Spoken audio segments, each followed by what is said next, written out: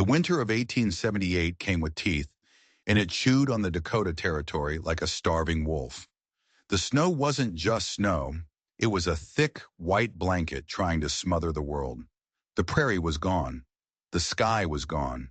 There was only the endless, blinding white and the howl of a wind that cut through your soul.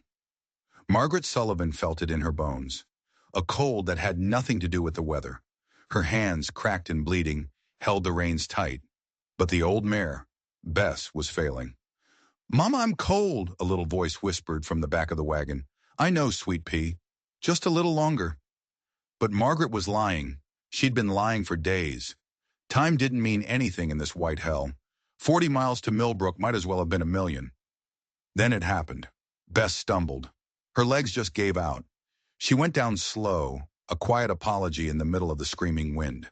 The wagon tilted and Margaret's world went sideways with it. She was on the ground, knee-deep in a drift, pulling on the reins, begging the horse to get up. But Bess's eyes were already glazing over. She was gone. "Mama, what's wrong with Bess?" Emma, her 6-year-old daughter, standing in the snow, a tiny ghost in a world of white. Margaret pulled her close. Her mind was a frozen wasteland, just like the prairie around them. No food, no shelter, no hope.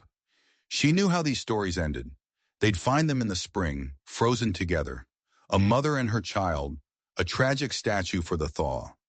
She made a small shelter against the tilted wagon, wrapping Emma in every blanket she had. "Are we going to die, Mama?" The question was so simple, so honest. "No, Sweet Pea. Mama won't let anything happen to you." Another lie. The shivering stopped. Margaret knew that was the end, the final cold. Her thoughts slowed to a crawl. Emma was quiet in her arms, too quiet. "Please," she whispered to the wind, "not my baby. Take me, but not her." And that's when she heard it. Hoofbeats, faint at first, then closer. Her mind was playing tricks. It had to be. But then a figure took shape in the storm. A ghost on a painted horse. The rider was wrapped in fur and leather, long black hair whipping in the wind. As he got closer, Margaret saw the high cheekbones, the copper skin, a Comanche warrior. Her heart, which had almost stopped, now hammered with a new kind of terror. All the stories, all the warnings, they came rushing back. She tried to shield Emma, but her muscles wouldn't move. The warrior dismounted. He knelt in the snow, his dark eyes taking in the whole scene. The dead horse, the desperate mother, the dying child. He spoke in his own tongue, then switched to broken English. "You die here," he said. "Child die here." The simple, brutal truth broke her. Tears froze on her cheeks. This savage, this killer from the stories, was her last impossible chance. "Please," she whispered, her voice a raw scrape. "Take me. Use me. Whatever you want. Just save my daughter." The warrior's face didn't change, but his eyes did. He looked at her, at this white woman offering the only thing she thought he would value. Then he stood. He walked to his horse and came back with a thick buffalo robe. He wrapped it around them, his hands surprisingly gentle. The warmth was a shock. She stared at him, confused, waiting for the price. Instead, he looked her straight in the eye. "You owe me nothing." He scooped Emma into his arms, helped Margaret to her feet, and led them into the storm. It wasn't the end. It was something far, far worse. The cave was a miracle, a dark mouth in the rock that swallowed the storm. Inside it was quiet, and it was prepared. Firewood was stacked against the wall. Bundles of supplies were wrapped in hide. This wasn't a random shelter. He'd been here before. The warrior, the Comanche, moved with a quiet purpose. He built a fire, the sparks catching like magic in the gloom. He wrapped Emma in more furs, coaxing warm water between her blue lips. "Give child," he had said, and Margaret had let him, because what choice did she have? Now, watching him, she tried to make sense of it. The story said savages were brutal. This man was gentle, efficient. He was saving her daughter's life. He made a thin gruel of cornmeal and dried meat. He fed Emma first, spooning it carefully into her mouth. The child's eyes fluttered open. "Mama?" "I'm here, Sweet Pea. You're safe." Emma looked at the warrior. Her child's curiosity was stronger than her fear. Are you an Indian? A muscle twitched in the man's jaw. It might have been a smile. Comanche, he said. I'm Emma, she announced. Papa's in heaven. The warrior glanced at Margaret. I am called Soaring Eagle, he said. Whites call me Joseph. He said the name Joseph like it was a stone in his mouth. He offered the rest of the gruel to Margaret. You eat, he commanded. Cannot care for child if you die. She ate. It was the best thing she had ever tasted. He made a bitter tea from herbs that spread a deep warmth through her bones. As the feeling came back to her hands and feet, it came with a searing pain. She bit her lip, refusing to cry out. Why? She finally asked, when Emma had drifted back to sleep. Why help us? Joseph stared into the fire. Long ago, he said, his English slow and careful, soldiers come to my village. Winter, like now. My mother. She pushed me in a storage pit. I heard everything. When the quiet came, I climbed out. All dead. All burned. Margaret's hand flew to her throat. He looked at her then, his eyes burning with an old fire. You think because I am Comanche, I take what you offer? That I am like soldiers who take because they can? Shame burned in her cheeks. I was desperate. Emma is everything to me. I know this feeling, he said. It is why I help. Because it is the right thing. He fell silent. The fire crackled. The storm raged outside. Margaret lay beside Emma, watching the warrior who had saved them. He was a puzzle she couldn't solve. Then, just as she was drifting off, he spoke again.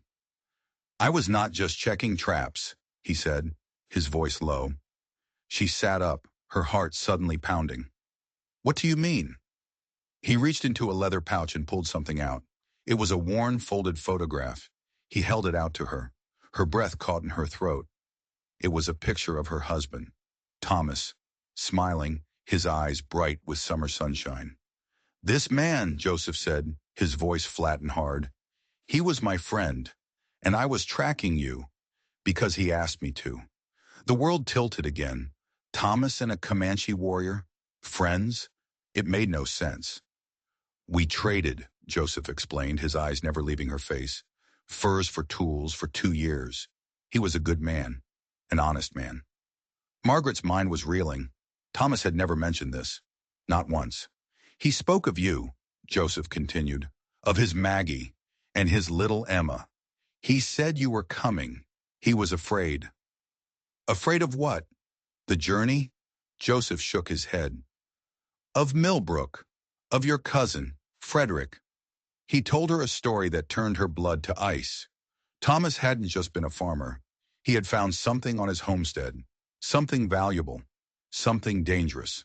Silver, Joseph said. A rich vein. Frederick knew. He helped Thomas file the claim. But the cousin's help came with a price. Frederick wanted a share. More than a share. He wanted it all.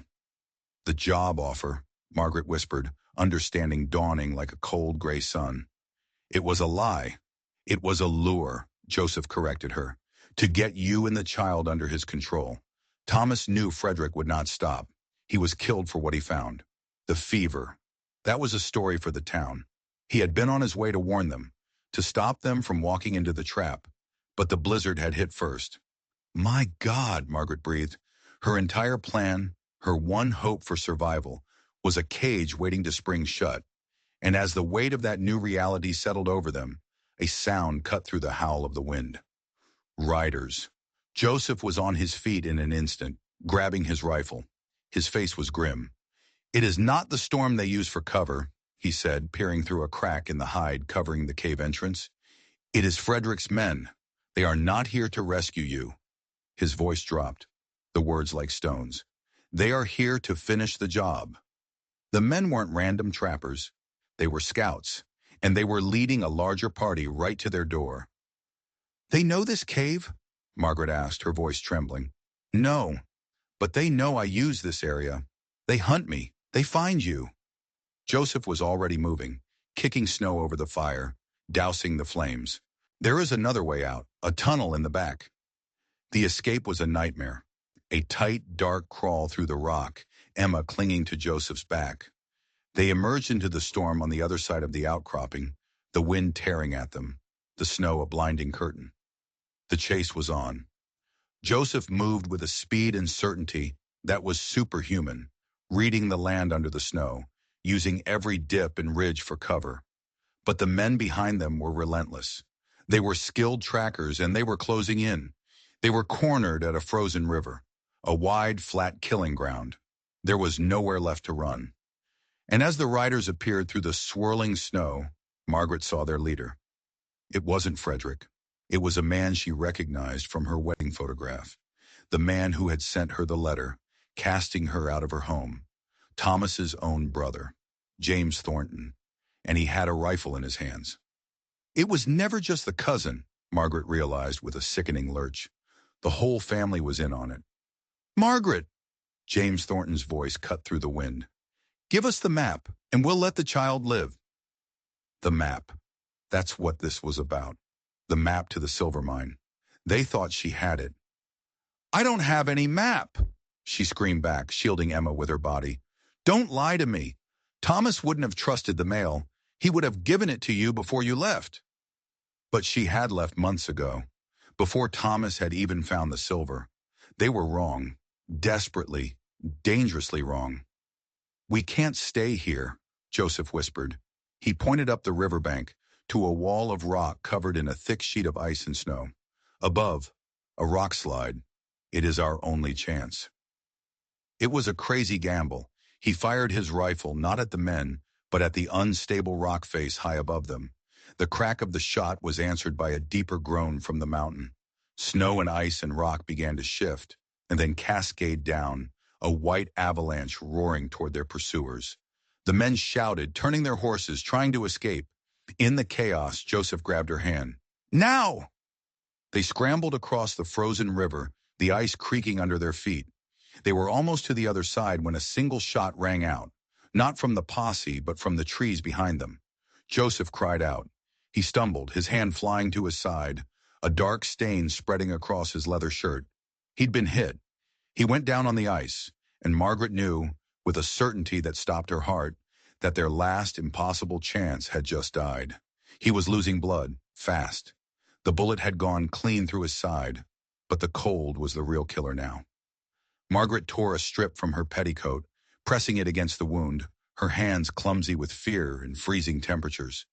You have to get up, she pleaded, her voice lost in the wind. Joseph, please.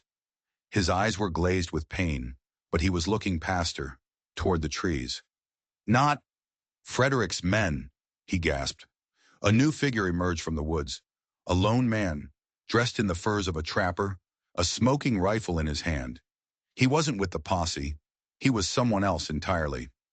The map, ma'am, the trapper said, his voice calm, almost polite. Just give me the map and I'll be on my way. These folks, they just complicate things. He was a third player in this deadly game, a ghost who had been watching them all along. Margaret's mind was screaming. There was no map. It was all a mistake. But this man, just like the others, wouldn't believe her. Then she remembered.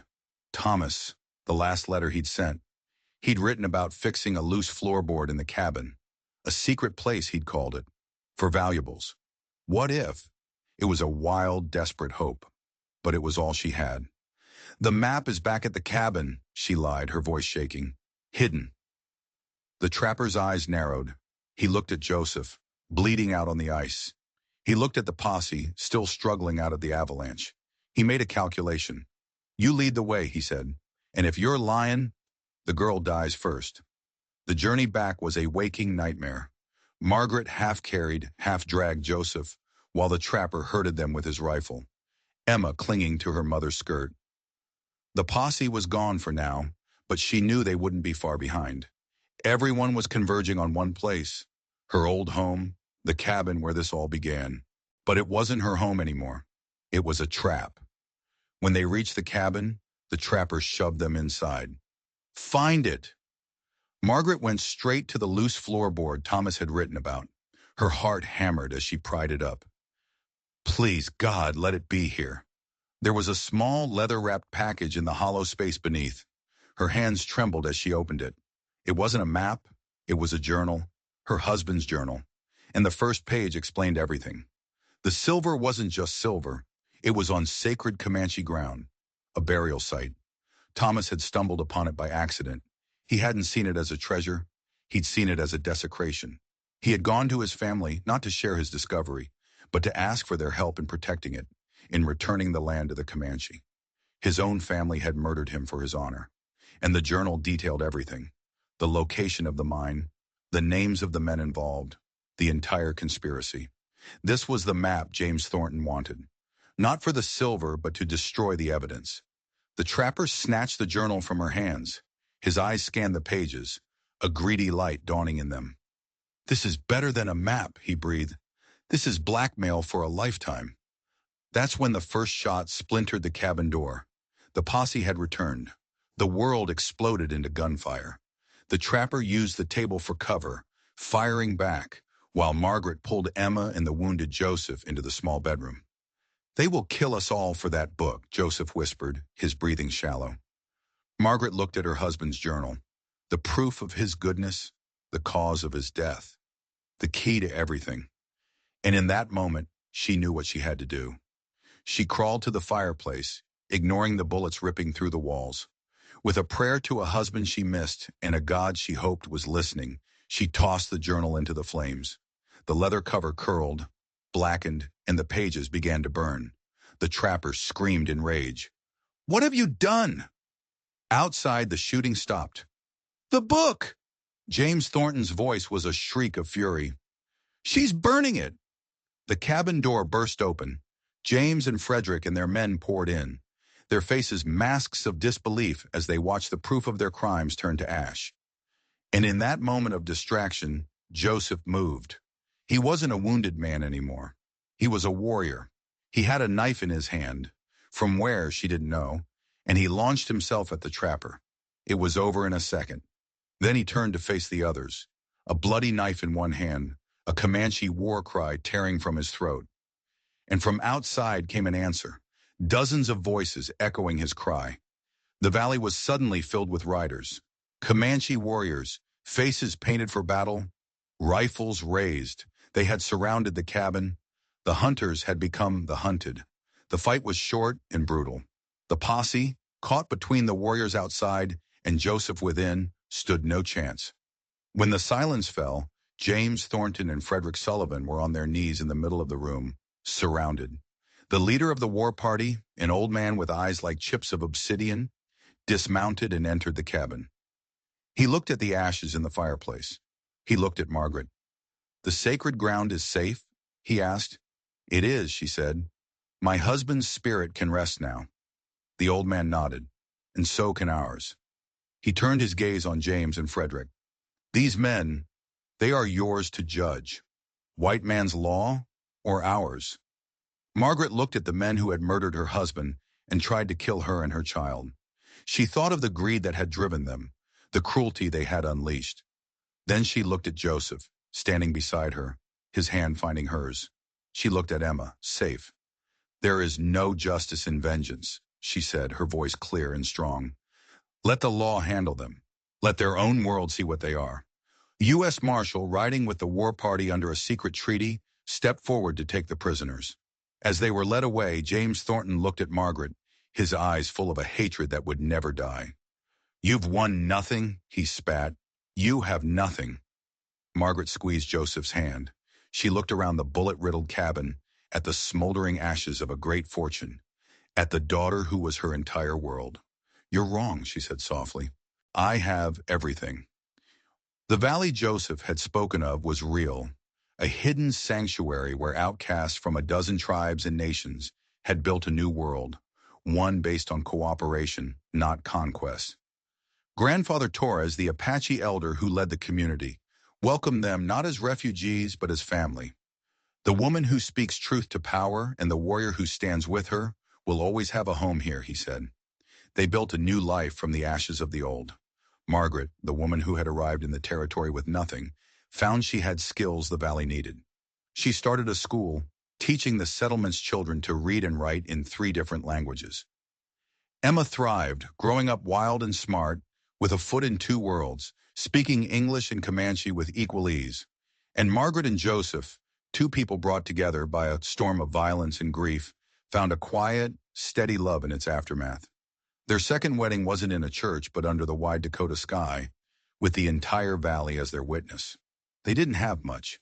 A small cabin, a garden, a handful of horses. But as Margaret stood on her porch, watching her daughter play with the other children, Joseph's arm warm and solid around her, she knew James Thornton had been wrong. Sometimes the greatest treasures aren't silver or gold, but the courage to choose a different path. And sometimes home isn't a place you arrive at, but something you build, piece by piece, with the people who choose to build it with you. This story shows that even in the harshest wilderness, the human heart can find a way to bridge any divide.